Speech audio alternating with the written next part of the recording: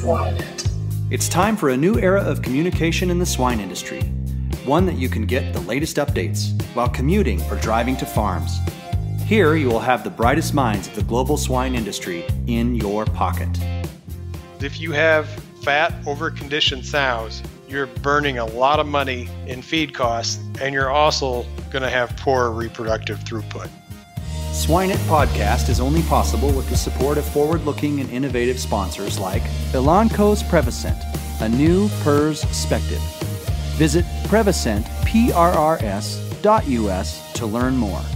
NutriQuest, experts serving producers and delivering breakthrough solutions. Genesis, the first power in genetics.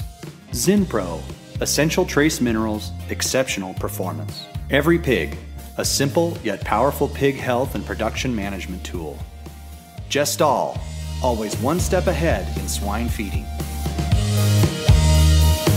Welcome to Swine It Podcast. My name is Marcio Gonçalves, your host for today's episode. This episode's sponsor highlight is about Elanco's Prevacent. Isn't it time your PRRS protocol evolved? Elanco's Prevacent PRRS is safe and effective, offering at least 26 weeks of immunity duration against the respiratory form of PRRS. As the first and only on-market USDA-licensed vaccine containing a contemporary lineage 1 field strain, Prevacent is a contemporary solution. Connect with your veterinarian or an Elanco representative to understand how Prevacent can fit your operation. Visit PrevacentPRRS.US to learn more. Prevacent. It's time for a new PRRS Spective. Hello everyone. Today we'll talk about a simple tool that is changing swine production around the globe.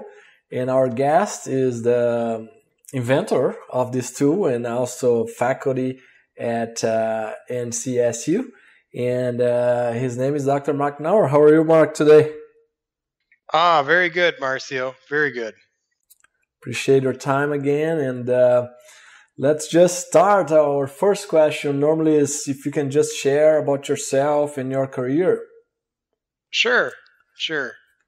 Well, I grew up in southern Wisconsin on a family farm. We had a few Peerline, Hamp Landrace, and Yorkshire sows, and a few Angus cattle, and grew up showing in 4-H, and that was quite enjoyable and judging livestock. And then I went to Iowa State for my first 2 degrees and finished up at North Carolina State under the direction of Dr. Todd C.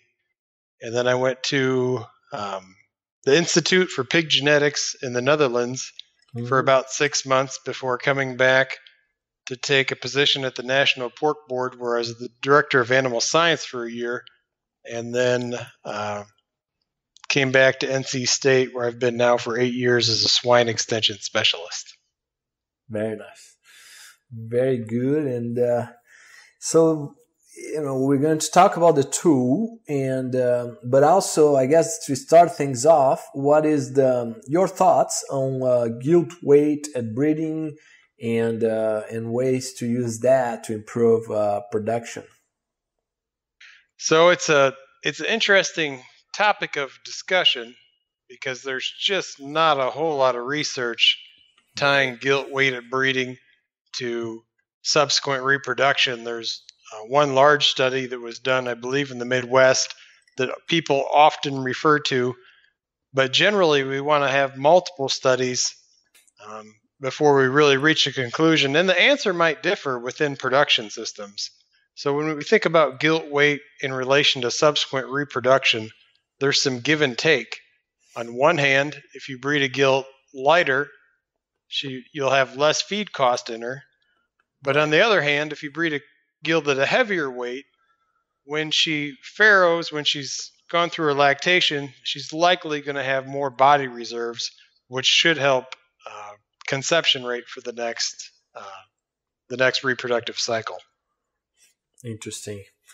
And very good. So definitely I would agree with that. We need more studies. There's a few studies that from South America there, from Dr. Bortoloso in that area, but And if you go back to the recommendations too, right, Mark, from the genetic companies, they are the same recommendations for the last 10, 15 years. So definitely need to work on that. Yeah, some of the genetic companies have been pushing a larger female. Some of the other genetic companies more recently have been telling us to go towards a little smaller female, maybe closer to that 300 pound mark. And from the outside looking in, if you have good lactation feed intake in your P1s, you're going to want to go with a smaller gilt because you're going to have less feed cost and non-productive days in that gilt before she farrows. If you want to estimate gilt weight, as we know, most farms don't have, or many farms are not going to have scales in which to weigh gilts. There's a couple good tools out there. The Kansas State flank to flank tape, that's a good tool, I believe. And then we also developed a heart girth tube, which is just water tubing that you can get at Lowe's or Home Depot. Get about half inch pipe, and it makes it a lot easier than using a heart girth tape is to use a heart girth tube. You can kind of use that tube to reach over and estimate the weight of that gilt. Very nice. And where I guess people can find that very easily in any store, I guess, or what's the recommendation there to finding it, as well as to the number of inches optimum for breeding, or what's your thoughts there? Yeah, there's some equations there to help guide you as far as how big that tube needs to be. And if your cutoff is 300 pounds, you probably want to make that tube so the very end is 300 pounds. So you know if she doesn't fit in the tube, she's big enough to breed. And that can be found. Instructions for making those can be found online on YouTube under NC State Extension. Okay, very good. And and I guess now as we transition, anything else on the gilts before we transition to gestation, Mark? No, I think that's it. We do have what I think is an awfully good resource on selecting for feet and legs and replacement gilts, and that is also available through our NC State Swine Extension YouTube channel. Okay, very nice. And in gestation, what are your thoughts there? So I've heard some different discussions. I mean, I know you love to talk about bump feeding, and I think I do too as well, Marcio. And it's 2019, and I feel like we should have all this figured out. And I'm not sure if we do or not.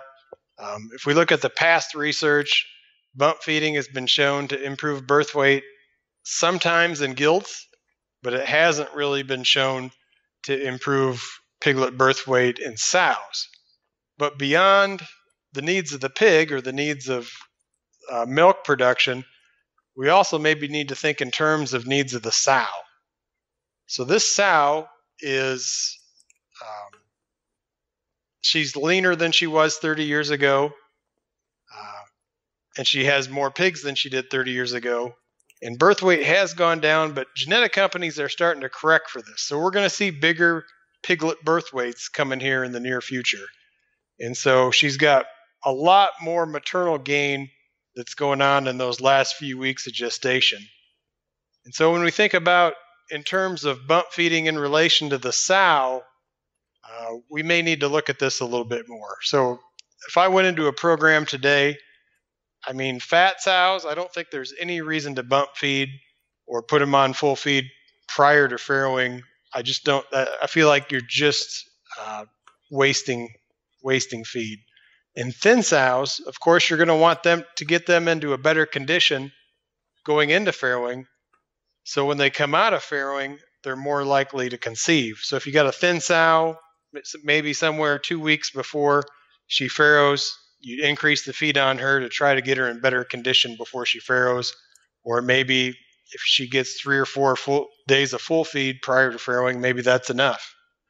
So then the question becomes, what about the sows that are in ideal condition, which in theory should be the majority of your herd? Right. Well, the past research shows that it doesn't really impact piglet birth weight. but I'm not sure we know enough on these sows whether that increasing that feeding level is going to help their subsequent conception rate, their sow longevity, and their sow lifetime productivity. Yeah, it's a very fascinating area. There's another study there, Mark, that I just learned. Well, I knew about this study, but I just learned the latest results last few months here. That is back there from Dr. Bortoloso in South America, where they evaluated about 1,000 females. And I think you've seen that data on the gilts, different levels of feeding, late gestation for those gilts. And they follow them for parities, which a lot of the pushback is like, okay, what's going to happen later, right?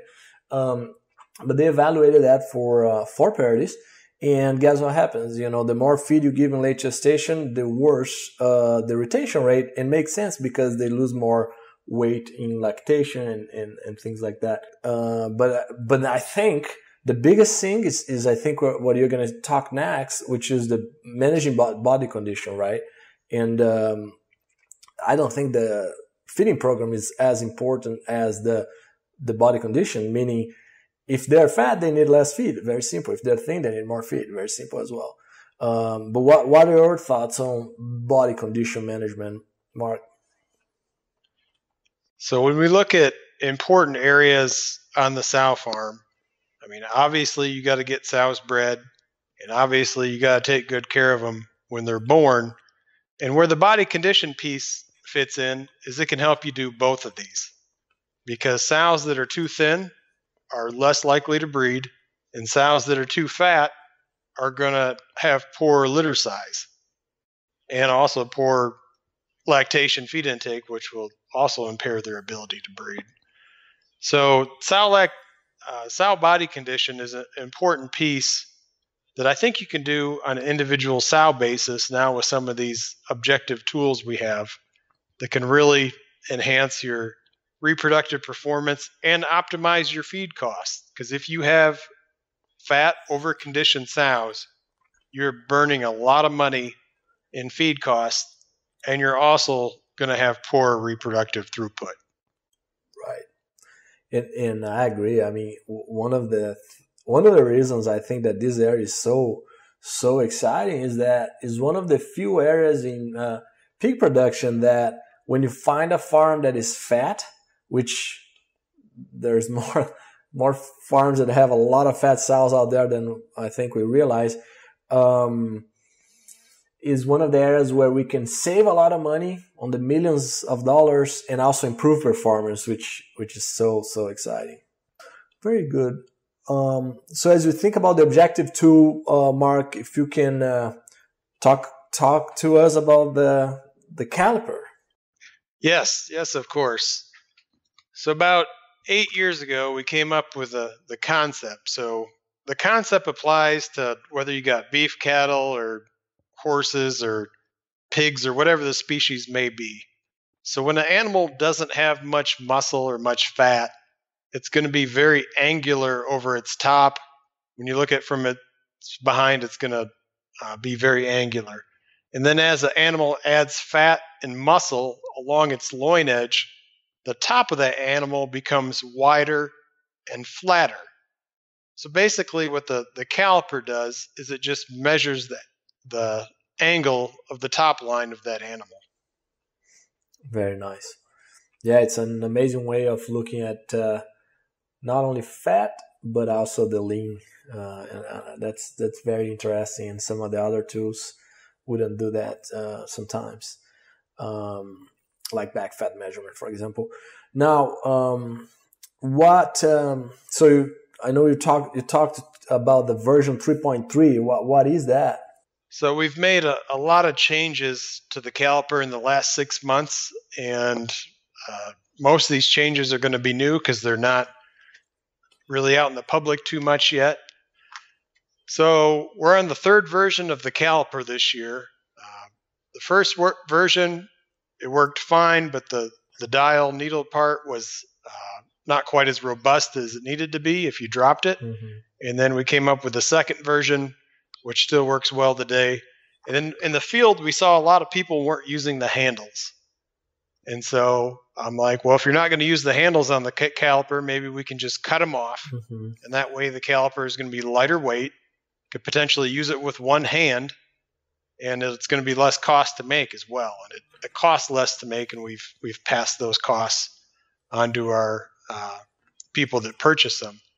And then this spring, or early summer, Jerry Purvis and Michael Priest at Purvis Farms came up with the idea to put a handle on the caliper. And we'd seen some handles on the caliper in the Midwest with people using two handles.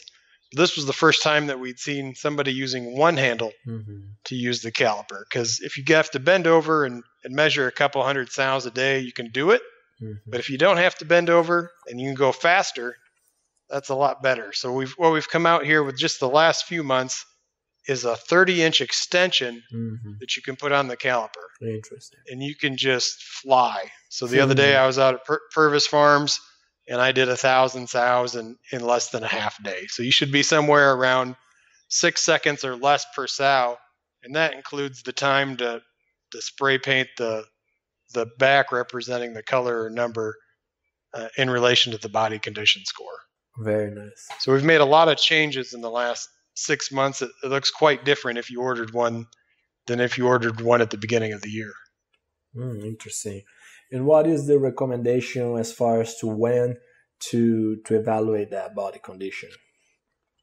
So you want to measure them at weaning, and then maybe around day 30, and then you definitely want to measure them a couple weeks before they farrow. So that way any thin ones can be brought up to condition. I had a good suggestion from Stephen Bath the other day at Smithfield, suggestion just to go in and measure those sows every 30 days, because it's also an opportunity for your employees to lay eyes on that sow every 30 days, which may or may not get done depending on the production system. Right. Interesting. Very good. And what do you recommend as far as weighing the feed drop boxes? So weighing feed drop boxes, you absolutely need to know how much feed is coming out of those drop boxes. So if you're changing diets a lot, you're probably going to want to weigh them weekly. I've had some people tell me that they should weigh them weekly just to make sure it gets done. You need to weigh them weekly perhaps. And also, if you have multiple types of feed drop boxes on the farm, you need to look to see if there's differences between that. We were at a farm here a couple months ago. They had some plastic boxes. They had some metal drop boxes. And the difference in weight between those two boxes was 3/4 pound to a pound. So we went into those buildings that had the metal drop boxes, and all the sows were fat. So we saved that farm a lot of money in a short amount of time. Very nice. Very nice. And one thing that I noticed in a couple farms was, people changed where the stickers were. So I'm like, don't do that, right? Even though, like you said, I mean, some systems, sometimes they want to reevaluate, but as long as they do a large scale, well-designed experiment, maybe that's okay. But if they're not doing that, follow the recommendation, is my opinion. What do you think? Well, that's a great point, Marcio. And we have a lot of data. We've done 2 large-scale tests within commercial systems out here in North Carolina. The different production systems had different genetics, different housing. Feed came from a different feed mill. Yet we found relatively the same answer between studies as far as ideal condition in relation to reproduction. I just got a large volume of data from Colombia, from Asymmetrics. That data set contains over 16,000 sows. They also show kind of that same ideal range in relation to reproduction. But again, there could be different scenarios that are out there where you'd want to keep your sows a little thinner or a little fatter. And if that's what works for your system, that's what works for your system. So very good. And one question that often comes up is on the gilts during gestation versus the sows. Yeah, we get that question a lot. We get the genetic question, and then we get the gilt question. Genetics, we generally recommend that our scale should work across genetics. As I said, the two studies we did here in North Carolina, the genetics were thought to be quite different, as well as the feed and the production system. On gilts, generally you're going to have your gilts fed ad libitum. And so if your gilts measure slightly into the fat range, we currently think that is just fine, because they're going to lose some condition, obviously, after they have their first litter. You don't want them on the fat side of fat, but if they're just into the fat range, we currently think that is just fine. If you have a gilt that's off the scale, as a gilt, I can visualize her. You put a lot of feed into her, and she's quite over conditioned. But that's a good common question we get. Very nice. And as far as implementation, I know it's being spread throughout a lot of countries around the globe. Do you have an idea of how many countries are using this tool? Yeah, we're currently up to, we've sold it here out of my office to 33 countries throughout the world. And that's with $0 spent advertising. So that's all just word of mouth. Very good. Very, very good. Anything else on the caliper or self-feeding, Mark, before we move to our 3 questions? Probably just re-emphasize the changes we've made in the last 6 months, especially the addition of this 30-inch extension, I think is going to be a real game changer, because there's a lot of people that have had exposure to the caliper. Within production systems now, there's probably variation in use. But this 30-inch extension, when we put that on there, it's going to make things a whole lot easier. And so it's going to make it a lot easier to capture measurements, and it's going to be easier to reach those sows that are in stalls or in pens. So it's going to be a labor saver. So I think this is going to be a really good thing going forward as far as reducing labor to capture quantified body condition measurements. Very good. And it was already a very easy tool to use, and looking forward to see the changes there. Very nice. I was actually just thinking that another, I guess, common mistakes on the caliper, Mark, one would be sometimes people pressing it when they're measuring it, putting too much weight on that instead of just leaving it on top of the female. Yeah, and to address that, we've made the tips wider so it doesn't go into the female as far. And also just using this extension, you can just set it on her and you don't have to worry about pressing it into her. So I think the changes we've made are going to be very positive going forward. Very good. NutriQuest delivers targeted breakthrough solutions to animal producers via nutritional and non-nutritional products, services, and technologies. At NutriQuest, we believe in ingenuity inspired by servitude, and that our success comes from helping producers realize improved profitability through optimized technologies and efficient operation. It is time to our famous 3. All right, so now the 3 questions we ask every guest every episode. Mark, what's your favorite swine-related book? Yeah, I've been trying to do some research on these, Marcio, these questions, but I'm just going to have to tell it to you straight. All right. So I would say the Swine Nutrition Guide is a pretty good tool for a geneticist such as myself. Very good. But basically, my time is spent trying to keep up with the scientific research. Right. Very nice. And any other resource or book unrelated to pigs that you like?